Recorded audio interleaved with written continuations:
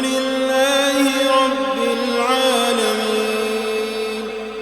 الرحمن الرحيم مالك يوم الدين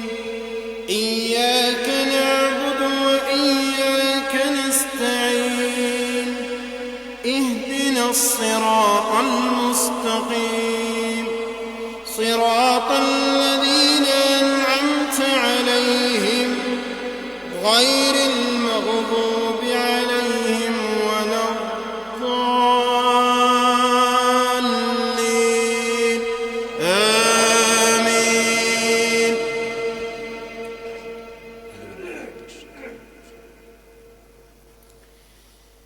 يا أيها الذين آمنوا اتقوا الله حق تقاته ولا تموتن إلا وأنتم مسلمون واعتصموا بحبل الله جميعا ولا تفرقوا واذكروا نعمة الله عليكم إذ كنتم أعداء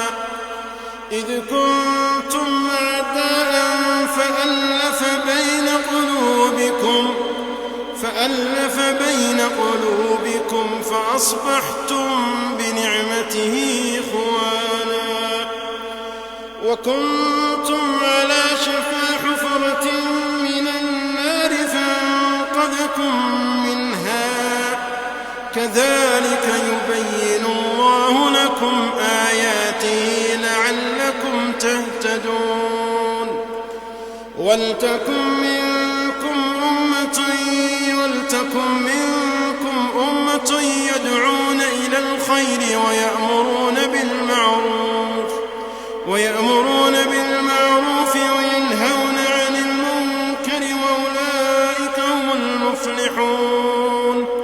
ولا تكونوا كالذين تفرقوا واختلفوا من بعد ما جاءهم البينات وأولئك لهم عذاب عظيم يوم تبيض وجوه وتسود وجوه فأما الذين اسودت وجوههم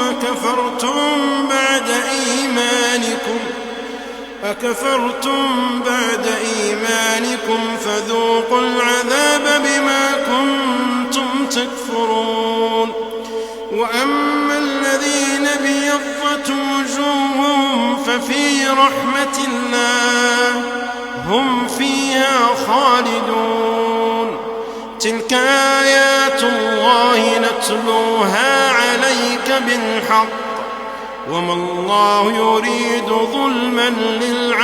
للعالمين ولله ما في السماوات وما في الأرض وإلى الله ترجع الأمور كنتم خير أمة أخرجت للناس تأمرون بالمعروف وتنهون عن المنكر وتؤمنون بالله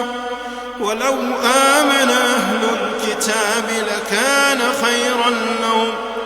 منهم المؤمنون وأكثرهم الفاسقون